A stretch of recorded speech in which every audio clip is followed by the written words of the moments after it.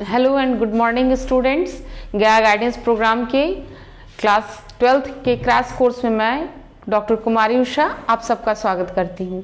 बच्चों, पिछले क्लास में आपने रिप्रोडक्टिव हेल्थ को पढ़ा था।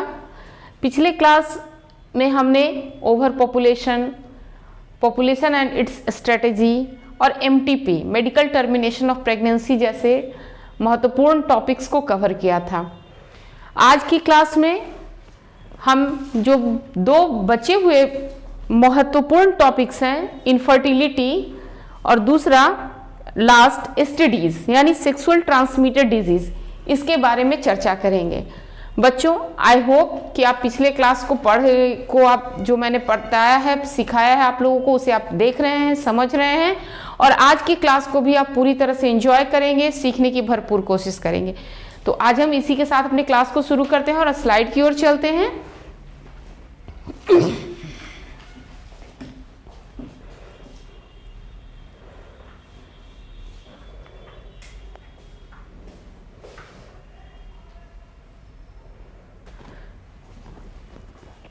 बच्चों, आज जो सबसे महत्वपूर्ण टॉपिक की मैं चर्चा करने जा रहा हूं दैट इज इनफर्टिलिटी और बंध्यता। आज के समय में जो जितना फास्ट लाइफस्टाइल हम लोग जी रहे हैं उसमें इनफर्टिलिटी बहुत ही कॉमन हो गया है, या इसको कहें कि ये अगले घर की बात है। जहां नए कपल हैं वो पेरेंट बनने के लिए बहुत ही जद्दोजहद कर रहे हैं, वो लाख कोशिश करने के बाद भी अपने पेरेंटहुड को प्राप्त नहीं कर पा रहे हैं। तो इसके लिए क्या क्या कारण हो सकते हैं जिसकी चर्चा अगर की जाए तो सबसे पहला कारण तो ये होता है कि जो नए कपल होते हैं वो ये चाहते हैं कि हम कुछ साल, 1 साल 2 साल या 2-3 साल हम अपने हैप्पी मैरिड लाइफ को एंजॉय करें, अच्छे से रहें। It's okay, it's their own choice, इसमें कोई दिक्कत नहीं। लेकिन जैसे 2 से 3 साल होना शुरू होता है के बाद उनके ऊपर प्रेशर आना शुरू होता है और वो भी खुद भी फील करने लगते हैं कि अब माता पिता बनना चाहिए। ऐसे में both of them trying for the conceive, वो दोनों कंसीव करने के लिए काफी कोशिश करते हैं।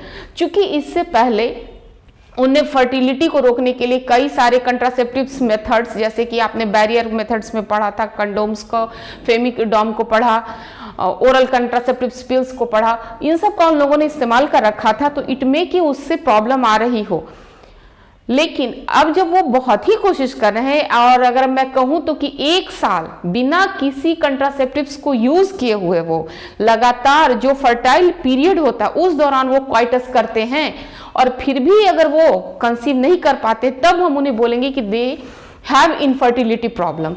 अनलेस नहीं, अगर जैसे कोई फैमिली है जिसके हस्बैंड बाहर में रहते हैं, टूर वाला जॉब है या आर्मी में है, तो वो 2-3 महीने साथ में रहते हैं और फिर बोलते हैं कि हम कंसीव नहीं कर पा रहे, तो मेरे साथ इस तरह की समस्या तो नहीं, उन्हें हम इनफर्टाइल की कैटेगरी में बिल्कुल नहीं रखेंगे। तो फर्टिलिटी के लिए या इनफर्टाइल किसे कहेंगे? The ability of a couple, किसी कपल की कौन सी ability? Conceive even after 1 year regular fertile period के दौरान वो अनप्रोटेक्टेड जब सेक्सुअल इंटरकोर्स करते हैं, इसके बावजूद जब वो कंसीव नहीं कर पाते तब उन्हें हम इनफर्टिलिटी के कैटेगरी में रखेंगे। इसके कारण क्या क्या हो सकते हैं? लेकिन इससे पहले एक और बात, इनफर्टिलिटी जो होती है वो 2 तरह की हो सकती है।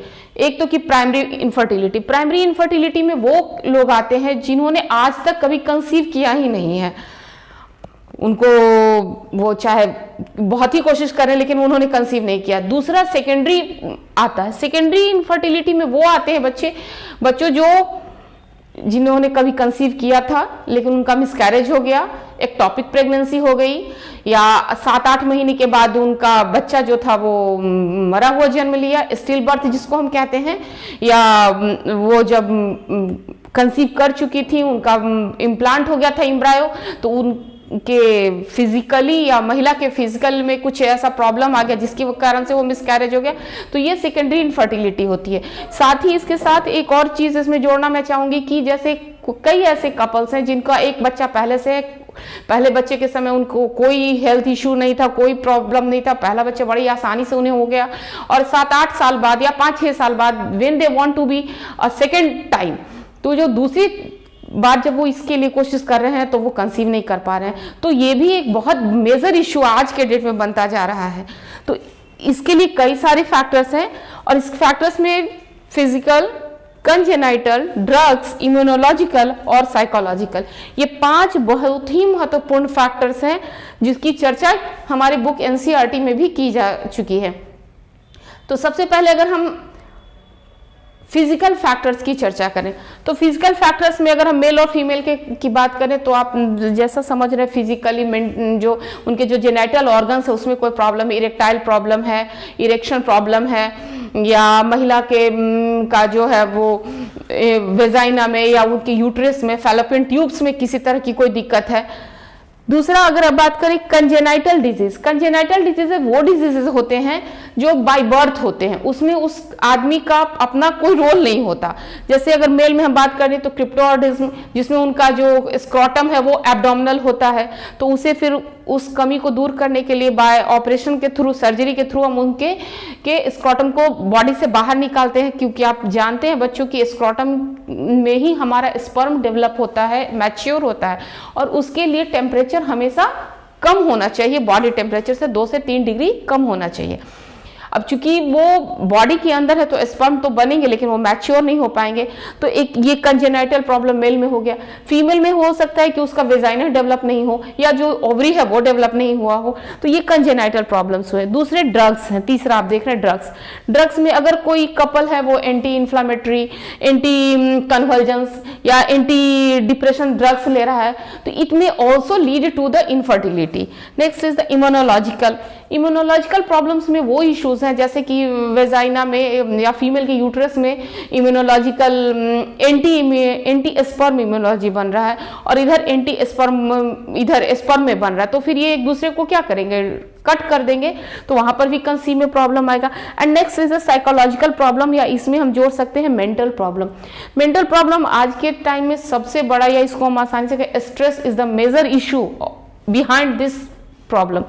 स्ट्रेस आप का भाग दौड़ वाला लाइफ है, हस्बैंड वाइफ दोनों जॉब कर रहे हैं, वर्किंग आवर फिक्स नहीं है, वो एमएनसीज में काम कर रहे हैं, वो लगभग 100 किलोमीटर का डिस्टेंस ट्रैवल कर करके वर्क करने जा रहे हैं, रास्ते में उनका ऑफिस का प्रेशर है, ट्रांसपोर्ट का प्रेशर है, घर आने पे फैमिली प्रेशर्स हैं, तो all these pressures inclusively create a big stress on their personal life and personal life lead to the physical life, और वो दोनों वो पूरा सिनेरियो मिलकर के एक बहुत बड़ा स्ट्रेस क्रिएट कर देता है जो कि इनफर्टिलिटी को लीड करता है। इसमें न केवल फीमेल बल्कि मेल का भी स्पर्म काउंट है और स्पर्म की मोटेलिटी है, स्पर्म का की क्वालिटी है, उन सब को वो डिस्टर्ब करता है। तो we should discuss all these topics one by one. अब यहाँ आप नेक्स्ट स्लाइड, इस स्लाइड में आप देख रहे हैं कि various factors related to the infertility. जैसे अगर मेल की बात करें, if the question come to the factors of the infertility, अगर क्वेश्चन आपका आता है कि वैसे इनफर्टिलिटी के वो फैक्टर्स की आप चर्चा करें, तो यहाँ मैंने दोनों को अलग अलग किया, male factors and female factors. You should write all these topics, all these issues. जैसे मेल फैक्टर में मैंने अभी बताया क्रिप्टोर्किज्म, जिसमें कि स्क्रॉटम जो है एब्डोमिनल है, एब्डोमिनल होने के कारण उसका वो स्पर्म नहीं बन पाएगा। नेक्स्ट इज द ब्लॉक्ड और एब्सेंट वासा डिफरेंशिया। ऐसा भी होता है बच्चों की उसका सब कुछ सही है, मेल का physically he is very fit, कोई हेल्थ इश्यूज नहीं है, लेकिन उसका वासा डिफरेंशिया या तो एब्सेंट है या ब्लॉक्ड है। अब आपको तो पता है कि स्क्रॉटम में ही स्पर्म का फॉर्मेशन होता है, एपिडाइडिडमिस में उसका मैच्योरेशन और वासा डिफरेंशिया के थ्रू वो इरेक्टाइल ऑर्गन में आता है। तो जब वो इंटरकोर्स कर रहा है तो सीमेन तो आ रहा है लेकिन स्पर्म नहीं आ रहा, तो फिर इनफर्टिलिटी तो संभव है। तो वहां पे अभी इतनी अच्छी टेक्निक्स आ गई कि इस टेक्निक के कारण हम वासा डिफरेंशिया को ऑपरेट करके उसके ब्लॉकेज को खोल सकते हैं, या डायरेक्ट हम एपिडाइडिडमिस से स्पर्म को निकाल कर करके उनकी फर्टिलिटी को पॉसिबल बना सकते हैं। Next is the alcoholic. Alcoholic is very dangerous, smoking से ज्यादा डेंजरस है अल्कोहलिक, क्योंकि वो आपको मेंटली नहीं फिजिकली बहुत ज्यादा हरास कर देता है। Next is the defection in genital tract. बहुत सारे ऐसे डिजीज हैं जिसकी अभी हम चर्चा करेंगे। Drugs, anti inflammatory, anti convergence drugs, less fructose in sperm. अगर स्पर्म इरेक्शन के बाद स्पर्म निकल भी रहा है तो वो उसमें फ्रक्टोज की जो मात्रा जितनी होनी चाहिए वो कम है। अब आप जानते हैं कि फ्रक्टोज की मात्रा कम होगी तो स्पर्म की मोटिलिटी कम हो जाएगी, क्योंकि उसे वेजाइना से फैलोपियन ट्यूब तक जाना है। फ्रक्टोज नहीं होने के कारण या कम होने के कारण उसके अंदर वो एनर्जी नहीं होगी कि वो वहाँ ओवम तक पहुँच सके।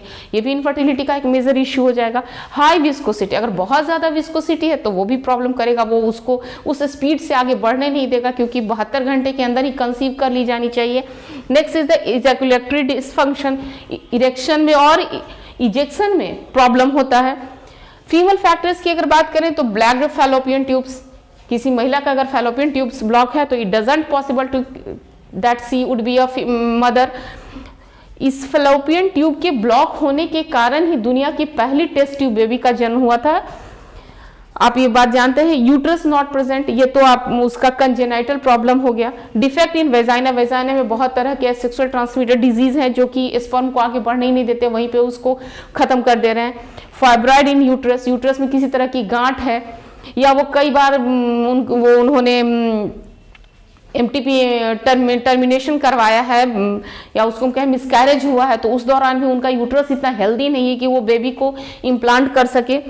Hymen is not properly ruptured, hymen properly ruptured नहीं हो तो स्पर्म नहीं जा पाएगा। और उसके साथ ही गोनेडोट्रोपिक हार्मोन डिफिशियंसी, अगर हार्मोन की डिफिशियंसी है, एफएसएच और एलएच लेवल कम है या ज्यादा है, तो it also cause to the infertility. तो these are the various factors we are discussing here for the infertility. ये सारे फैक्टर्स हैं जो इनफर्टिलिटी या बंध्यता के लिए को प्रभावित करते हैं। अभी आप बच्चों ये जो स्लाइड देख रहे हैं, असिस्टेड रिप्रोडक्टिव टेक्नोलॉजी, ये सारे फैक्टर्स होने के कारण अगर कोई कपल काफी कोशिश के बाद, जैसे कि वो कोशिशें कौन सी हो सकती है, जैसे काउंसलिंग, आजकल हर मेडिकल जो हॉस्पिटल्स हैं वहाँ पे इसका एक अलग सेक्शन है, वहाँ पे गायनोकोलॉजिस्ट हैं और काउंसलर्स बैठे होते हैं। वो कपल को काफ़ी अच्छे से काउंसिल करते हैं, उनको प्रॉपरली एडवाइस देते हैं, इट में की सम ड्रग्स देते हैं ताकि उनका जो पेरेंटहुड बनने का उनका जो इच्छा है वो पूरा हो सके। लेकिन काउंसलिंग के बाद भी और बहुत कोशिशों के बाद भी अगर वो इस काम को प्रॉपरली नहीं कर पाते हैं तो उसमें साइंस एंड टेक्नोलॉजी के द्वारा हम उसमें असिस्ट करते हैं, हेल्प करते हैं। किसके लिए? रिप्रोडक्शन के लिए, उनको सही ढंग से वो पेरेंटहुड को प्राप्त कर सके, इसमें असिस्ट करते हैं, जिसे हम ART कहते हैं, असिस्टेड रिप्रोडक्टिव टेक्नोलॉजीज। इसमें टेक्नोलॉजीज का इस्तेमाल होता है, ना कि फिजिकली कोई किसी को हम इस्तेमाल करते हैं। टेक्नोलॉजी को यूज करके उनके पेरेंटहुड को हम प्राप्त करने में हेल्प करते हैं। तो इसके कई सारे पार्ट्स हैं, आप देखें उसमें सबसे पहले तो ART के यहाँ 5 सेक्शन मैंने दिखाया है। सबसे पहले अगर यहाँ से बात करें आर्टिफिशियल इंसेमिनेशन, इसके बाद आ जाता है आपका इंट्रा साइटोप्लाज्मिक स्पर्म इंजेक्शन जिसको हम ICSI कहते हैं।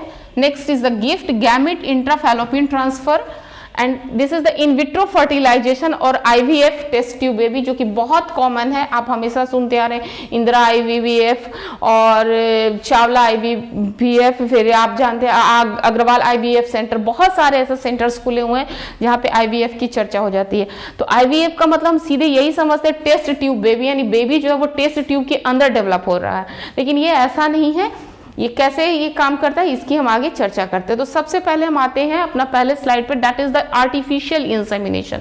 जैसा कि नाम ही बता रहा है, इंसेमिनेट कर रहे हैं। क्या हम इंसेमिनेट कर रहे हैं? स्पर्म को इंसेमिनेट कर रहे हैं in the female reproductive organ और फीमेल रिप्रोडक्टिव ट्रैक्ट। यहाँ पे आप देखिए लिखा हुआ है द इजैकुलेटरी डक्ट। कब ये प्रोसेस कब हम यूज करेंगे? जब इजैकुलेटरी डक्ट जो है वो मेल पार्टनर का और हस्बैंड का नॉट प्रॉपरली वर्किंग, जब वो सही ढंग से नहीं काम करता है।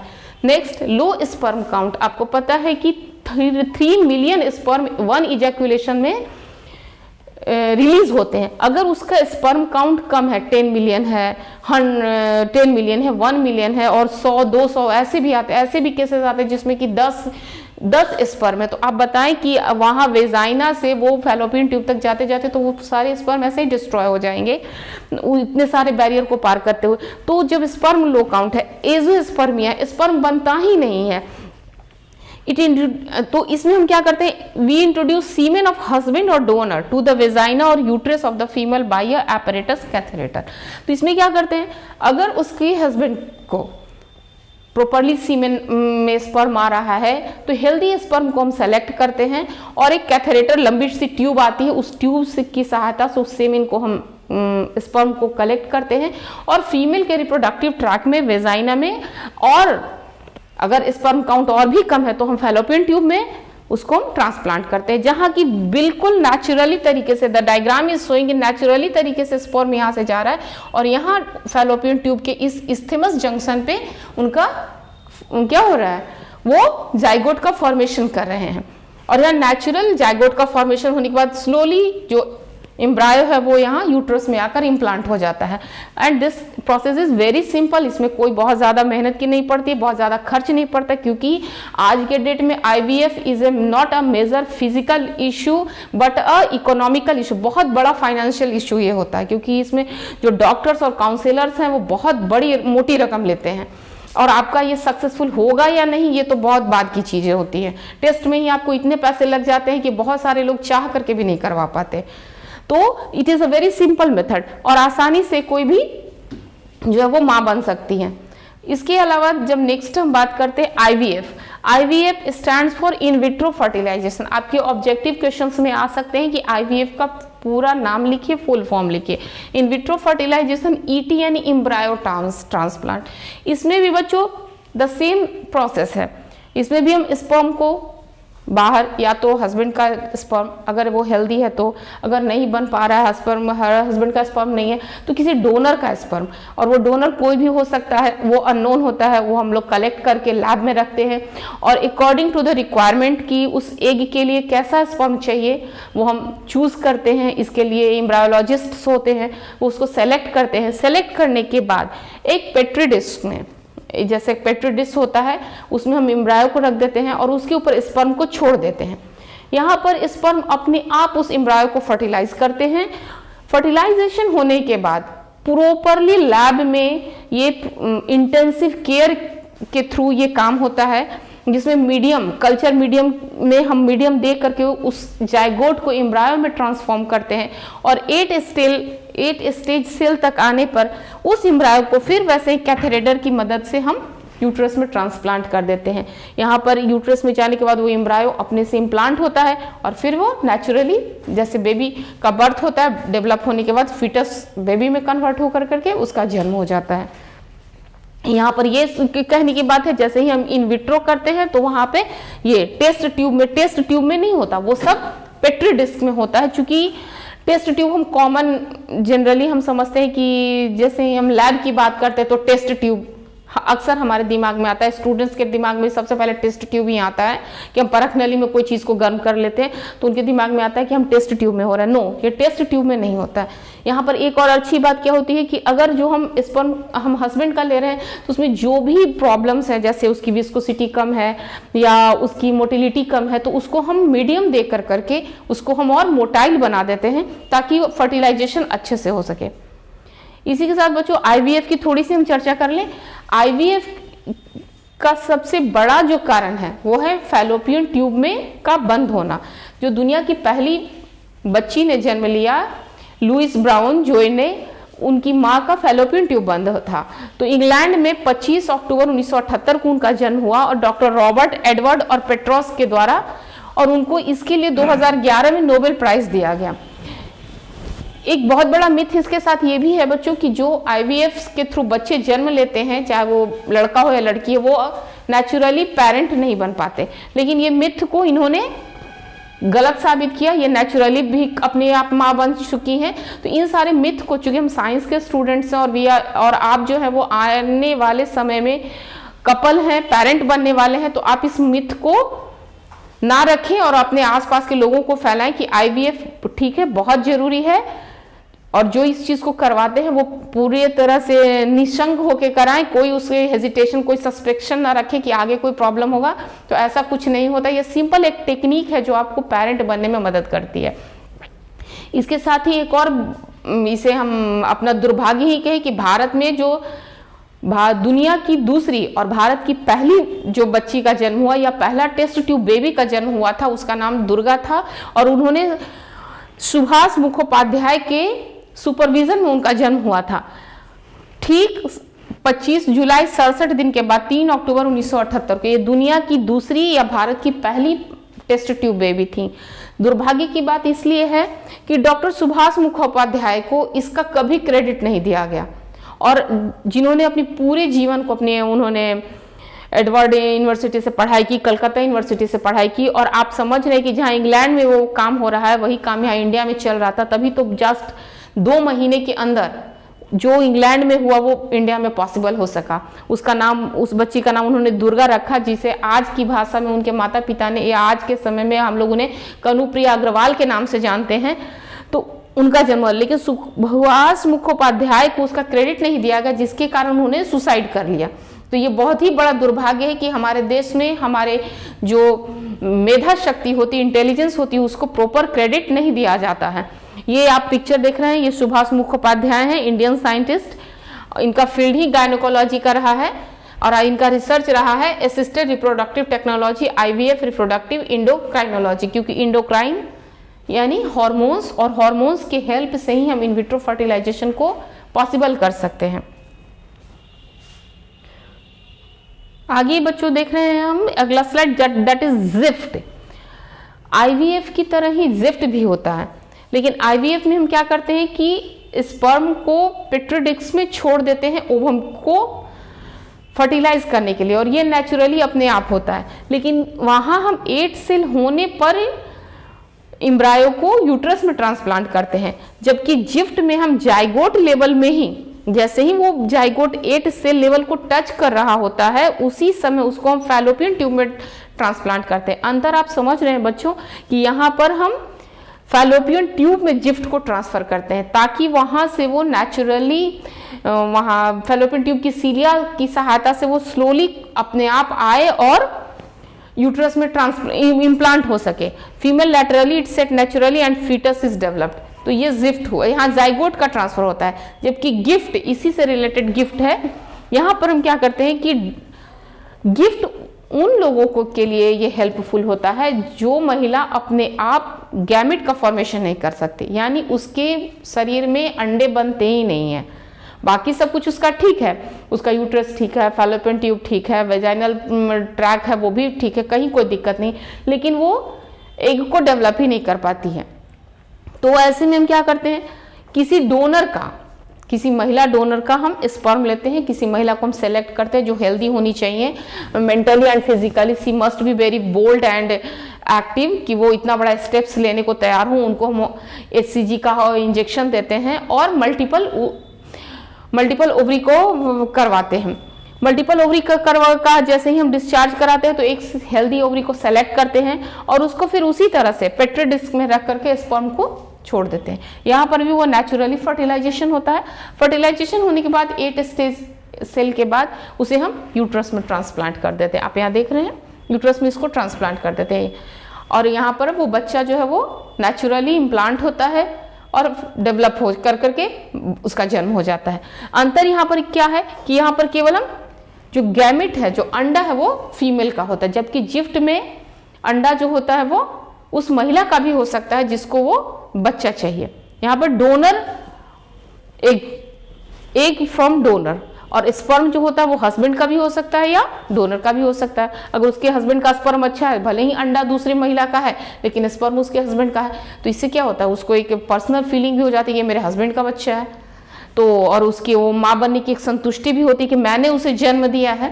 तो यहाँ पर क्या होता है, एक मेंटल संतुष्टि, मानसिक संतुष्टि की आवश्यकता होती है, तो वो भी इन्हें मिलता है कि मैंने उसे जन्म दिया है भले ही अंडा दूसरे का हो। तो इसके बाद donor is transfer to the fallopian tube to the woman who can not produce egg, जो एग को प्रोड्यूस नहीं कर सकती है उसके लिए ये गिफ्ट होता है। तो क्वेश्चन आता है कि what is the difference between the gift and gift. Gift और गिफ्ट में यही अंतर है कि जिफ्ट जो होता है वो उस महिला के खुद के अंडे का हो सकता है, जबकि गिफ्ट में हम जो अंडा होता है फीमेल का वो किसी दूसरी महिला का हो सकता है। इसके बाद हम आते हैं बच्चों ICSI। ICSI is a very high technology and very advanced technology. ICSI इस टेक्निक का हम इस्तेमाल वैसे कपल के लिए करते हैं जो कई बार आईवीएफ जिनका फेल हो चुका है, उनके हस्बैंड को एजोस्पर्मिया है, स्पर्म नहीं बनता है, या जो महिला है वो कई बार एग को प्रोड्यूस कर करके फर्टिलाइजेशन के लिए तैयार हो रही है, लेकिन बार बार उसका मिसकैरेज हो जा रहा है, इम्प्लांटेशन नहीं हो रहा है। तो ऐसे में हम इस टेक्निक का इस्तेमाल करते हैं।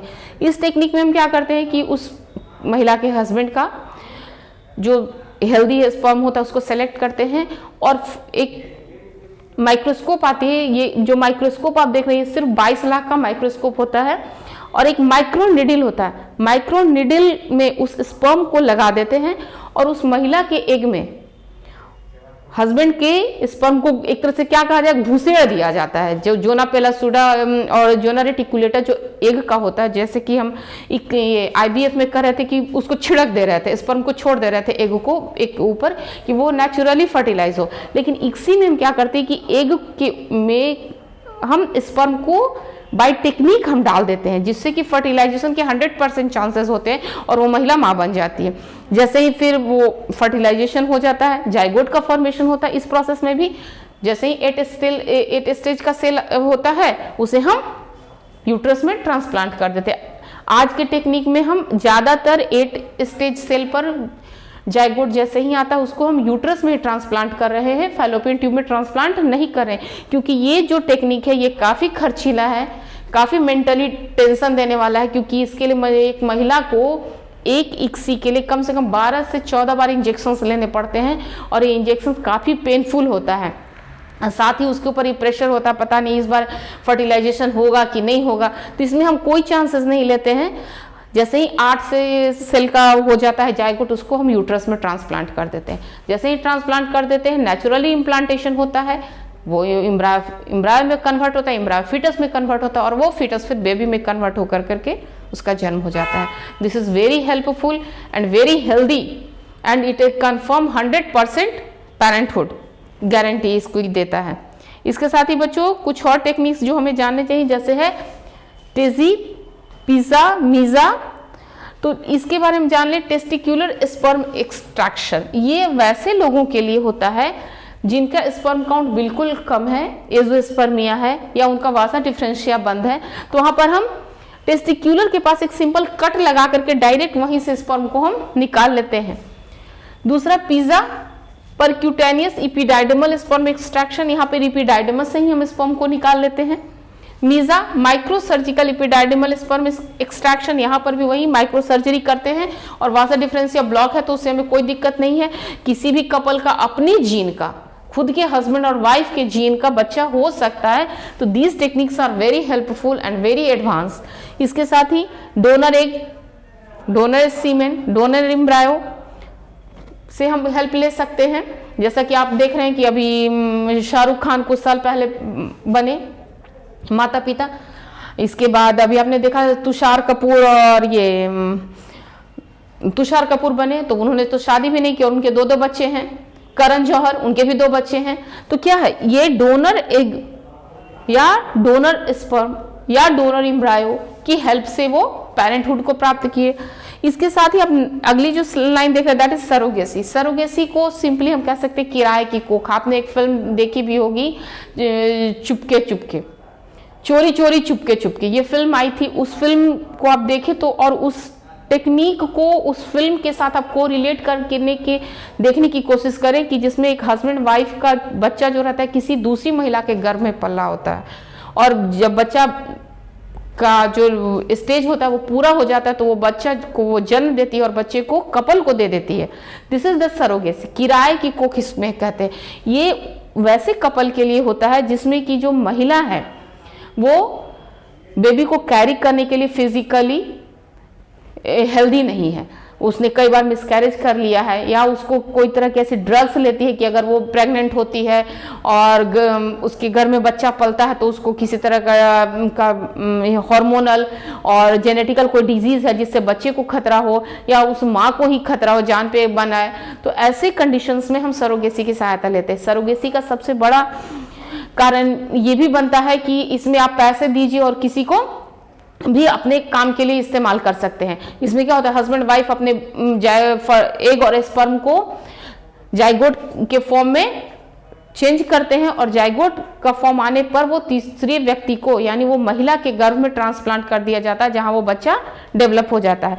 सरोगेसी का सबसे बड़ा प्रॉब्लम आज के डेट में ये होते जा रहा है, जब भारत जैसे देश में, जहां भारत एक गरीब देश है और आज भी इसकी आधी आबादी जो है वो बहुत अच्छे से पढ़ी लिखी तो है, लेकिन बहुत अच्छे से पढ़ी लिखी नहीं है, mentally they are not developed कि वो इस चीज को समझ सके। तो बाहर के देशों से लोग आकर करके सरोगेसी का काफी इस्तेमाल कर रहे हैं।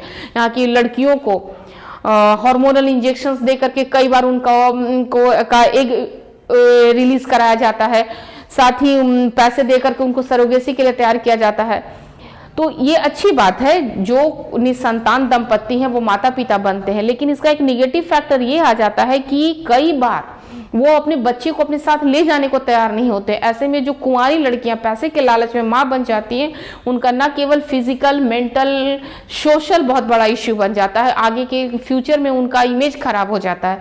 तो ये एक बहुत बड़ा ड्रॉबैक होते जा रहा है सरोगेसी का। इसके साथ ही जो बाहर के लोग हैं वो ये समझते हैं कि भारत जैसे देश में हम कभी भी आए कुछ भी कर ले। इसके लिए जो डॉक्टर्स हैं, प्रैक्टिशनर्स हैं, नर्सेज हैं और जो गाइड उन अमीर कपल्स को वैसे वैसे छोटे प्रिविलेज एरियाज में ला करके गाँव में जो छोड़ते हैं, उनका बहुत बड़ा रोल होता है। तो we should understand this issue. ठीक है, आप माँ बनना चाहते हैं, आप पेरेंटहुड को प्राप्त करना चाहते हो, तो उसके लिए एक अलग भी प्रोसेस है, and that is the adaptation. आप एडेप्टेशन देखें,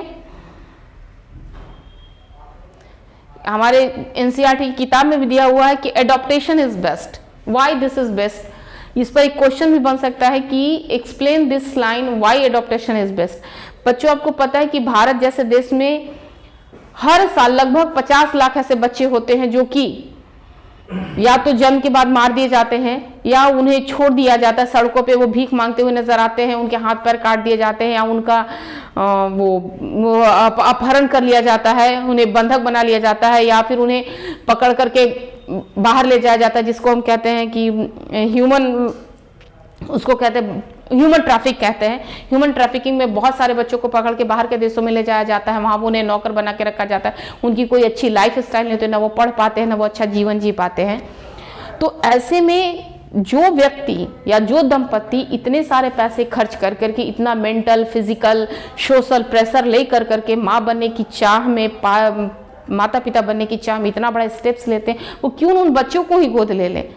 और उसके साथ एक साइकोलॉजिकल रीजन वो लगाते कि हमारा अपना बच्चा होगा तो हमारे बुढ़ापे का सहारा होगा। This is not fair.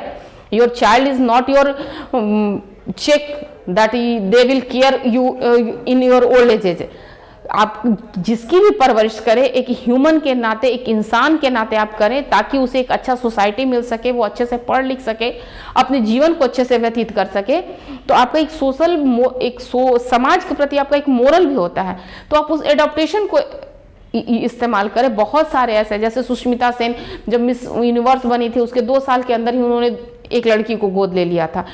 तो आप एक आइडियल बने जिससे कि आपको देख कर करके समाज के अन्य लोग इससे प्रेरणा लें और वो भी इस मेथड को अपना सकें, ताकि आप एक जो बिना माता पिता का बच्चा है, जिसका कोई नहीं, अनाथ है, उसको एक घर मिल सके, उसको एक परिवार मिल सके और आपको भी एक खुशी मिल सके।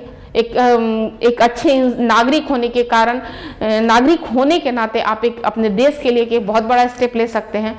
तो आपको अगर ये क्वेश्चन आता भी है, और पर्सनली इट्स माय अपील, आप लोगों से ये अपील रहेगी कि जैसा कहीं भी आप ऐसा कुछ देखते हैं, you must take decision before IVF कराने से पहले आप इस डिसीजन को 1 मिनट रुक के सोचिए कि क्या हम एडॉप्टेशन कर सकते हैं, क्या एडॉप्टेशन हमारे लिए सही होगा। और इसके लिए बहुत सारे नियम है, कानून है, सरकार इसमें हेल्प करती है, डॉक्टर से हेल्प करते हैं, और आप एक अच्छे नागरिक होने का अपना कर्तव्य निभाते हैं। इस टॉपिक को खत्म करने से पहले आप बच्चों इस स्लाइड को देखें। ये स्लाइड अपने आप में मैंने जितनी भी आपसे चर्चा की है, artificial insemination, IVF, GIFT, ICSI, PESA, TESA, MESA, POST, SUZI, इन सब का ये एक कंप्लीट डायग्राम है।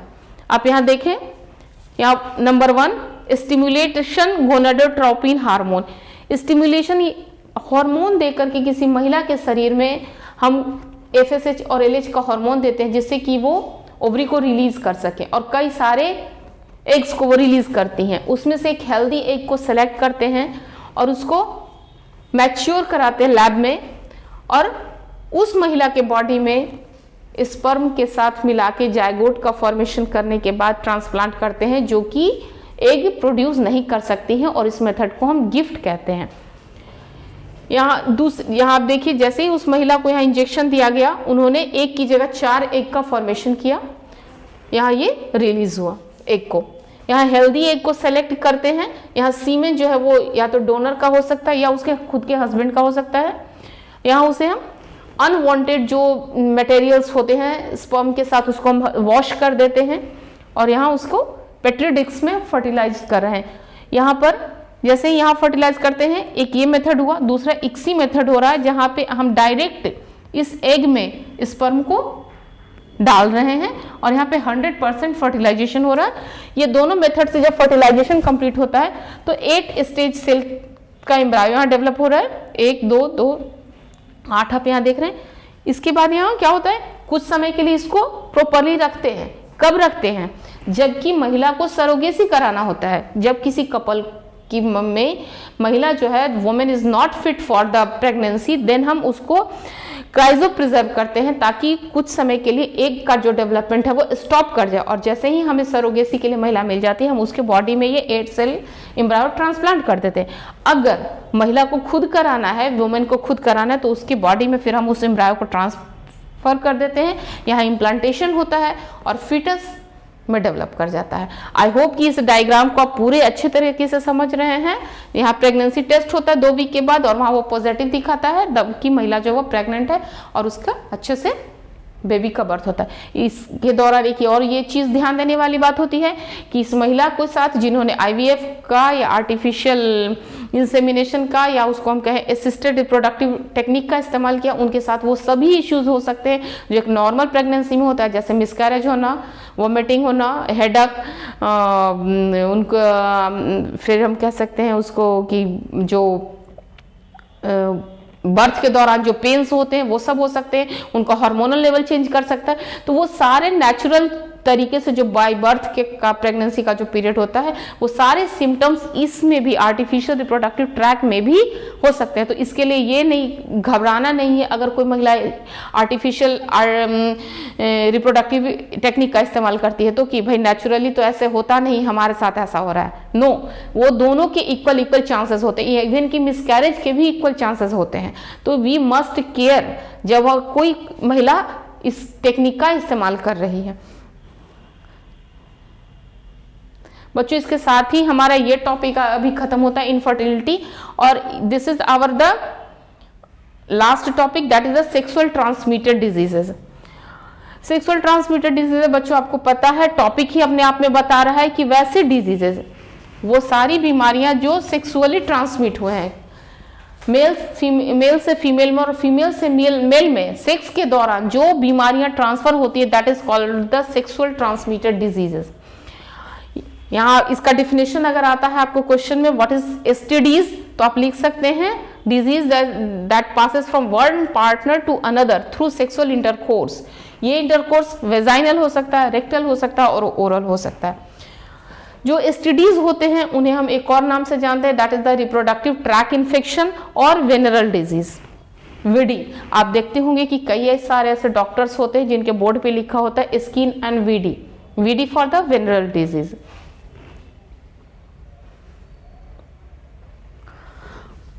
हम यहाँ देखते हैं वेक्टर ऑफ दीज डिजीजेज। तो एसटीडीज जो होता है वो 3 माइक्रो ऑर्गेनिज्म से फैलता है, that is the bacteria, virus और दूसरा प्रोटोजोआ। बैक्टीरिया में कौन कौन सा आता है? बैक्टीरिया में आता है क्लेमाइडियासिस, कैनक्रॉइड, गोनोरिया एंड सिफिलिस। इसकी चर्चा करने से पहले मैं 2 बात और कहना चाहूंगी। जो भी एसटीडीज होते हैं उसमें से 3 बीमारियां ऐसी हैं, जैसे हर्पिस, HIV और हेपेटाइटिस। ये 3 ऐसी बीमारियां हैं जो कभी क्योर नहीं होती है, this is incurable.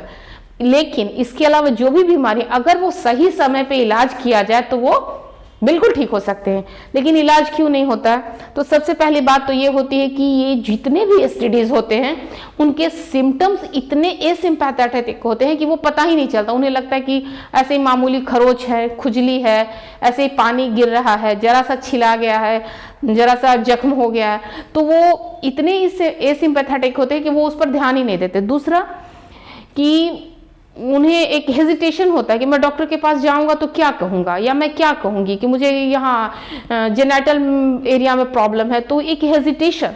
These two causes create this disease huge, एक छोटी सी बीमारी जो होती है बहुत बड़ा रोग बन जाती है और लास्ट में वो कैंसर का फॉर्म ले लेती है। आपको पता है कि जो जेनेटल प्रॉब्लम होते हैं अक्सर ये हम डिस्कस नहीं कर पाते और छोटा सा जख्म जो होता है वो बहुत बड़ा घाव बन जाता है, तो इसके लिए हमें डिस्कस करना होगा। दूसरा कि ऐसे 4 डिजीजेज हैं जैसे जिसमें कौन कौन से हैं, HIV, हर्पिस, सिफिलिस और गोनोरिया। ये 4 ऐसे डिजीजेज हैं अगर डॉक्टर के पास हम जाते हैं और डॉक्टर ये डिटेक्ट करता है कि हमें HIV, हर्पिस, सिफिलिस और गोनोरिया ये 4 बीमारियां हैं, तो वो सबसे पहले इलाज करने से पहले वो सबसे पहले central committee for the disease उसको वो रिपोर्ट करता है कि हमने HIV का एक पेशेंट डिटेक्ट किया है या मैंने सिफिलिस का एक पेशेंट डिटेक्ट किया है। तो इलाज शुरू करने से पहले, क्योंकि ये ऑब्जेक्टिव क्वेश्चन आता है कि अगर if somebody one is detected from these 4 diseases the doctor will inform whom। अगर कोई व्यक्ति इन 4 बीमारियों में से किसी एक का में डिटेक्ट हुआ है, उसे एक ये बीमारी है, तो वो सबसे पहले किसे खबर करेगा? उसके परिवार को, वो इलाज शुरू करेगा या वो उस central committee for the disease को इन्फॉर्म करेगा। तो आप जो है वो उसमें टिक लगाएंगे। ये एक ऑब्जेक्टिव क्वेश्चन होता है और ये क्वेश्चन आता है। तो ये इन सब के बाद हम आते हैं बच्चों की ये जो 3 बीमारियां जो हैं वो किन के थ्रू फैलती है। तो बैक्टीरिया जो है वो क्लेमाइडियासिस, कैनक्रॉइड, गोनोरिया और सिफिलिस, इन 4 बीमारियां हैं जो बैक्टीरिया के थ्रू फैलती हैं। तो इसमें हमें ज्यादा नहीं पढ़ना है क्योंकि हमारा अगला टॉपिक है वो है रिप्रोडक्टिव हेल्थ के बाद हमारा हेल्थ एंड डिजीज है, तो उसमें हम इसको डिटेल में पढ़ेंगे। लेकिन थोड़ा सा हम जान लें कि क्लेमाइडियासिस किसके थ्रू होता है। तो क्लेमाइडियासिस जो है वो क्लेमाइडियासिस ट्रैकोनोमा के थ्रू होता है और इसमें क्या होता है कि जो जेनाइटल एरिया होता है, चाहे वो मेल हो या फीमेल हो, वहां पे हल्की सी इचिंग होती है और जो स्किन होता है उस एरिया का जो अपर लेयर ऑफ स्किन होता है वो बहुत ड्राई होता है। वेजाइनल एरिया से पानी आता है या जो मेल रिप्रोडक्टिव ऑर्गन है, इजैकुलेटरी ऑर्गन है, वहां पर से पानी आता है, तो ये उसकी बीमारी होती है। और इसको ठीक करने के लिए हम एंटीबैक्टीरियल दवाई देते हैं जिसमें पेनिसिलिन होता है। कैनक्रॉइड भी उसी तरह की बीमारी है।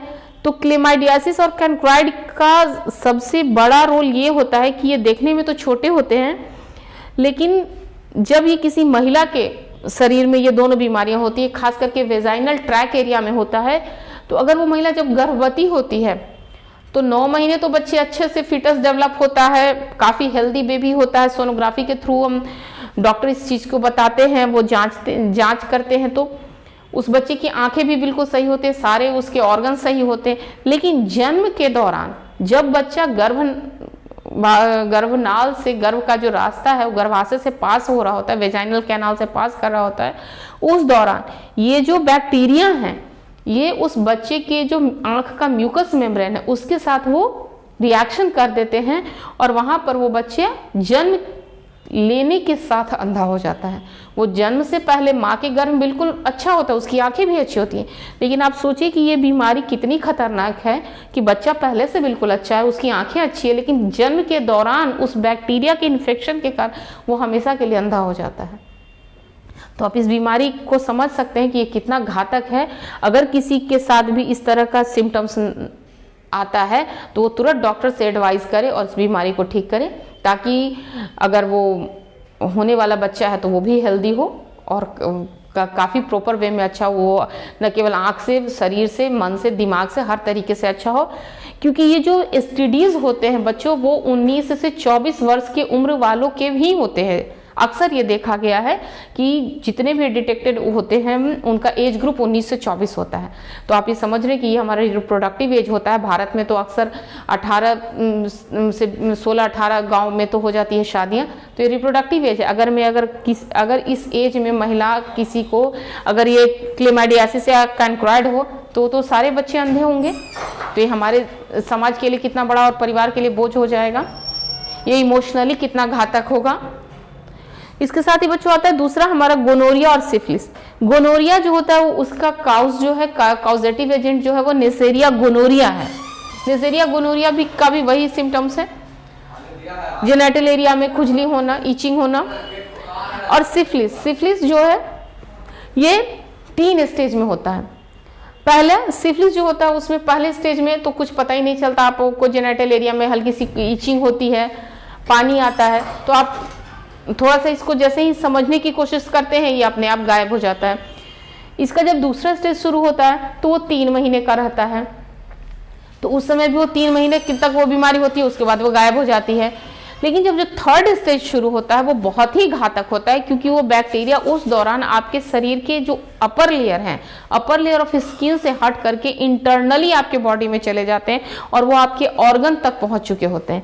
इस दौरान ये ऑर्गन को पूरी तरह से डिस्ट्रॉय करते हैं। अगर आपके वो सेरिब्रम में चले गए तो सेरिब्रम सिफिलिस, हार्ट में तो हार्ट को वो प्रॉब्लम क्रिएट करेंगे। अगर न्यूरल एरिया में, सेरिब्रम एरिया में चले गए तो वो न्यूरल स्पाइनल कॉर्ड को डिस्टर्ब करते हैं। तो वो जैसे लकवा में इससे शिकार आदमी होता है जो कि अपने बैलेंस नहीं कर पाता है, तो वो नहीं कर पाता, सेंसरी मसल्स नहीं काम कर पाते हैं। तो अब समझ रहे हैं कि सिफिलिस कितनी बड़ी बीमारी हो सकती है। शायद इसीलिए हम सिफिलिस और गोनोरिया को सीधे हम सेंट्रल कमेटी को रिपोर्ट करते हैं कि ये 2 मरीज हमारे यहाँ डिटेक्ट हुए हैं। तो ये चूंकि बैक्टीरियल डिजीज है तो इसके लिए हम एंटीबैक्टीरियल दवाई देते हैं, पेनिसिलिन देते हैं।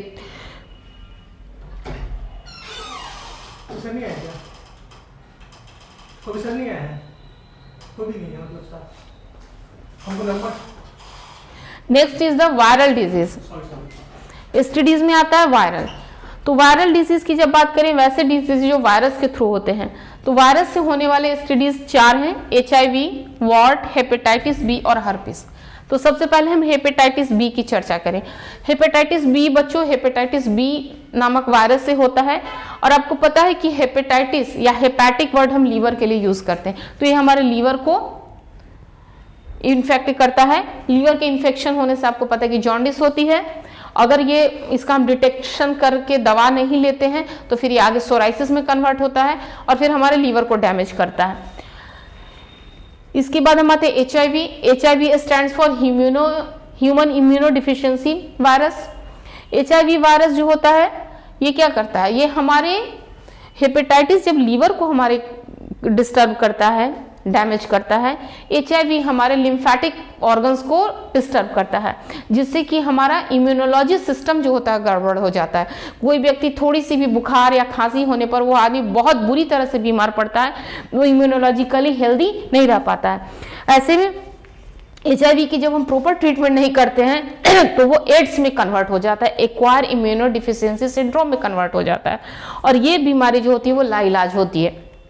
हालांकि इसमें हम दवा दे करके उसका जो एज है या उसकी जो स्पीड है उसको हम कम कर सकते हैं। सॉरी, हर्पिस बीमारी जो है, हर्पिस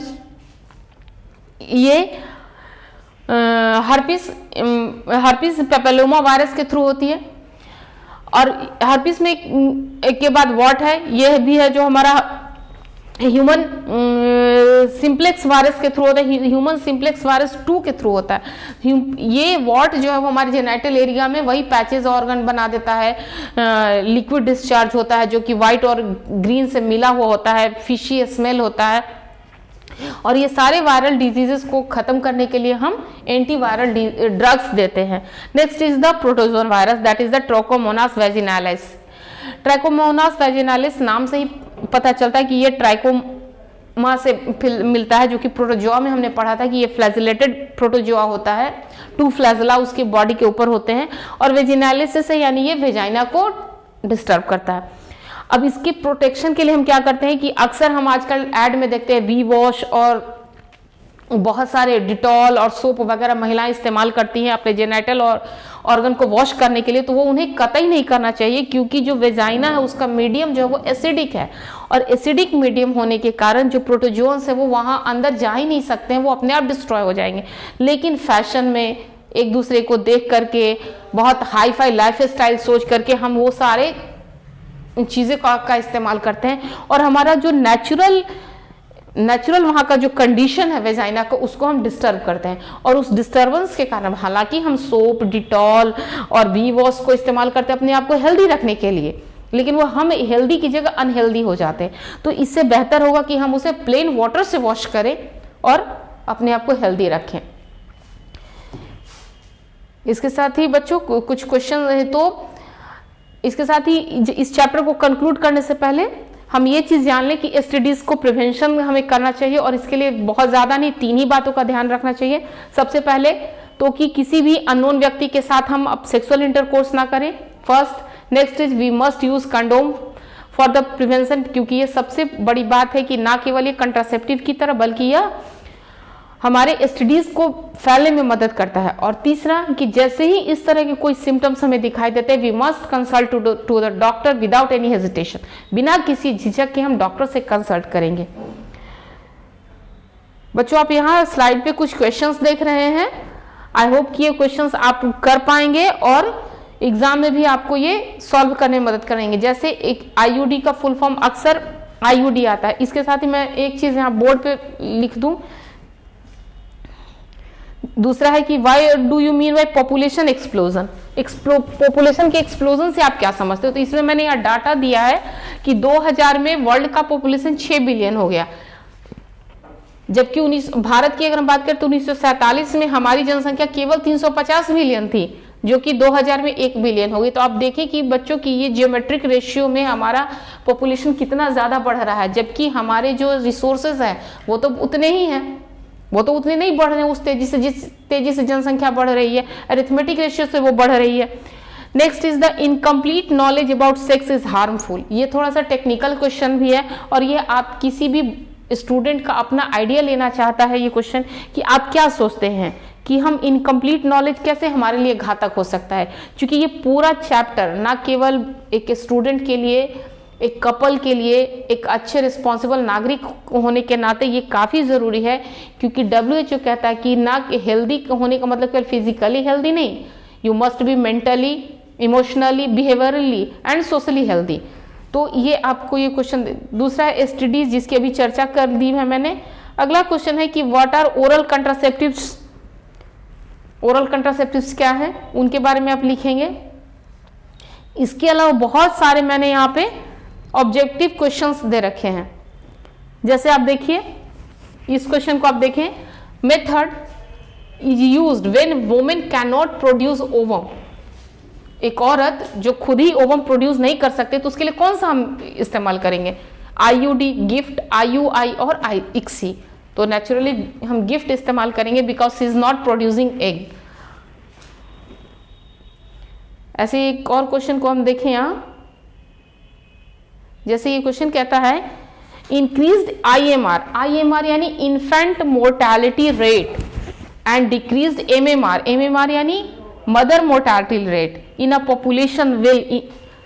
अगर किसी भी पॉपुलेशन में, किसी भी समाज में, किसी देश का पॉपुलेशन में IMR इंक्रीज हो जाए, इन्फेंट की मोर्टालिटी और मदर की मोर्टालिटी रेट बढ़ जाए तो क्या होगा, result in decline in growth rate. Growth rate को वो डिक्रीज कर देगा, क्योंकि बच्चे भी मरते जा रहे हैं और माँ भी मरते जा रही हैं। इटमे की माँ बच जाए तो अगले साल वो बच्चे को जन्म दे तो पॉपुलेशन बढ़ेगा, लेकिन माँ भी जब मर जा रही है तो फिर तो पॉपुलेशन ग्रोथ जो है वो कम हो जाएगा। एक और क्वेश्चन यहाँ देखें, national level approach to build reproductive health society.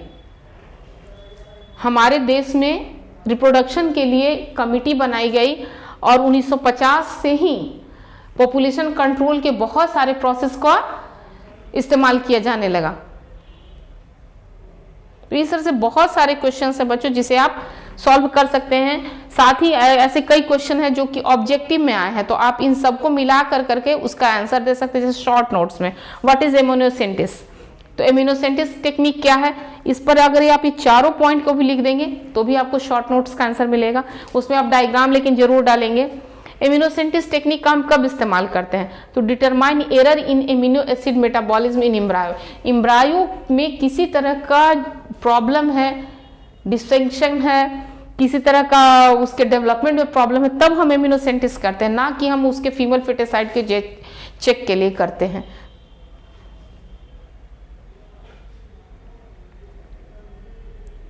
एक और आप यहाँ देखें, confirmatory test for the STDs. STDs के लिए हम कंफर्मेशन टेस्ट क्या करते हैं, तो यहाँ पर ELISA, PCR, DNA hybridization and all of these है। हालांकि ये ऑल ऑफ दीज सही है, लेकिन आप यहाँ जाने एलिसा टेस्ट किस लिए करते हैं। एलिसा टेस्ट हम एचआईवी के लिए करते हैं। जब कोई पेशेंट एचआईवी का डिटेक्ट होता है तो उसे हम 2 टेस्ट कराते हैं। फर्स्ट तो एलिसा टेस्ट कराते हैं। ELISA stands for the enzyme linked immuno assay. तो इस टेस्ट से केवल स्क्रीनिंग ये टेस्ट होता है, इससे केवल पता चलता है कि हाँ ये पेशेंट एचआईवी का हो सकता है, लेकिन बट इट कांट कन्फर्म। तो उसके कंफर्मेशन के लिए फिर हम एक दूसरा टेस्ट कराते हैं, that is called the western blotting. उस टेक्निक से हमें ये मालूम होता है कि now this patient is HIV, it has all symptoms of the HIV. तो उसके लिए हम एलिसा टेस्ट कराते हैं। हेपेटाइटिस बी का ट्रांसमिशन किसके थ्रू होता है, तो ब्लड के थ्रू भी होता है, इंटीमेट के थ्रू भी होता है, सेक्सुअल कांटेक्ट के थ्रू भी होता है, और यहाँ डी में ऑप्शन भी दिया हुआ ऑल ऑफ दिस। तो इस तरह से बच्चों बहुत सारे क्वेश्चंस दिए हुए हैं, आप उसे सॉल्व करें। कुछ यहाँ पे जो है वो मैचिंग भी हैं और कुछ डायग्राम भी दिए हुए, जैसे यहाँ पर डायग्राम देखिए, ये ट्यूबेक्टोमी का है एग्जाम्पल, जो कि कंट्रासेप्टिव्स के लिए यूज होता है। एक और आप क्वेश्चन देखिए, which of the following birth control measure can be considered as safest. Safest इसमें कौन सा है, तो राइमिक मेथड है, तो इसके लिए स्ट्रॉन्ग विल पावर चाहिए। यूज ऑफ फिजिकल बैरियर, तो इसका सही ढंग से एप्लीकेशन डिस्ट्रॉय होना चाहिए। टर्मिनेशन ऑफ अनवांटेड प्रेगनेंसी, ये तो कतई नहीं करना चाहिए, क्योंकि हम कंट्रासेप्शन इसीलिए यूज कर रहे हैं कि हम अनवांटेड प्रेगनेंसी को यूज ना करें, एमटीपी ना कराएं। और दूसरा है स्टेरिलाइजेशन टेक्निक। स्टेरिलाइजेशन टेक्निक जो है वो उस लिए है जब किसी कपल का फैमिली कंप्लीट हो गया है, अब वो चाहते हैं कि हम आगे अपना बच्चा ना रखें, बच्चा आगे ना हो, तो वो इस मेथड का इस्तेमाल करते हैं, जिसमें मेल और फीमेल दोनों में वास्कोटोमी और ट्यूबेक्टोमी होता है। उनका वासा डिफरेंशिया कट करके उसको टैग कर दिया जाता है, जिसको कट एंड लाइगेज मेथड कहते हैं। फीमेल में भी हम यही मेथड अप्लाई करते हैं, उसकी फैलोपियन ट्यूब को कट कर देते हैं, जिससे एक तो रिलीज होता है लेकिन वो फर्टिलाइज नहीं हो पाता। और ये जो मेथड होता है ये परमानेंट होता है, इट कांट बी रिवर्सेबल, ये हमेशा के लिए हो जाता है। तो सोच समझ के हम इस टेक्निक का इस्तेमाल करें, और this is the safest technique. बच्चों इसके साथ ही ये आज का टॉपिक खत्म होता है। आई होप कि आप इस पूरे क्लास को अच्छे से पढ़े होंगे, समझने की कोशिश किए होंगे, क्योंकि ये पढ़ाई के साथ साथ हमारा एक मोरल जिम्मेवारी भी बनती है, हमारा एक अपना कि हम अपने घर के प्रति, अपने समाज के प्रति और अपनी पर्सनल लाइफ को किस तरह से आगे ले जाना चाहते हैं, लीड कर सकते हैं, कैसे अपने आप को एज ए आइडियल कपल के रूप में सोसाइटी को, फैमिली को शो कर सकते हैं, रिप्रेजेंट कर सकते हैं, इससे भी ये रिलेटेड है। साथ ही हम जितना ज़्यादा हेल्दी रहेंगे इमोशनली, फिजिकली, बिहेवियरल और सोशली, उतना ही एक अच्छे देश के नागरिक बनेंगे।